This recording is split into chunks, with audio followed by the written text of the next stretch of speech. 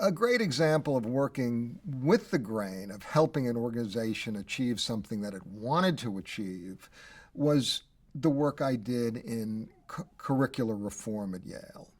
Yale had done a big study of the undergraduate curriculum and course requirements, and they came to the conclusion that undergraduate education was not about learning particular areas of knowledge, that the essence, though, was learning particular skills, that to graduate from a top university, you should be able to do a high level of expository writing. You should be able to do independent research.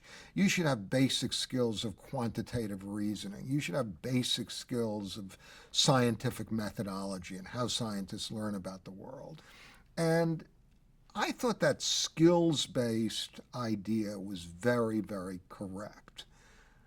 But I had seen, at least in the science and quantitative reasoning areas, that it was very tough to create courses that met those requirements in a way that were both rigorous and engaging for non-majors. And the idea of getting serious about it was a great idea. But I approached the people at the head of the program and I said, how are you going to create the courses that are going to actually do this? And when I engaged them in conversation, it became evident that there were a lot of things that needed to be thought through. So, for example, if a Yale faculty member wants to spend his summer doing research in his field, plenty of money available to do that. At the end of the day, he's got a paper which is published in a journal, improves his career status.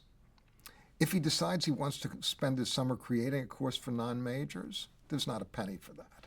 And there's no professional advancement either, and nobody around to help him.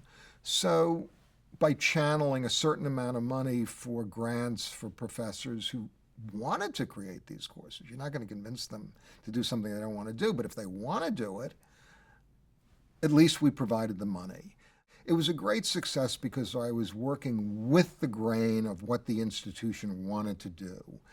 I was giving the people who really cared about it resources that they could spend.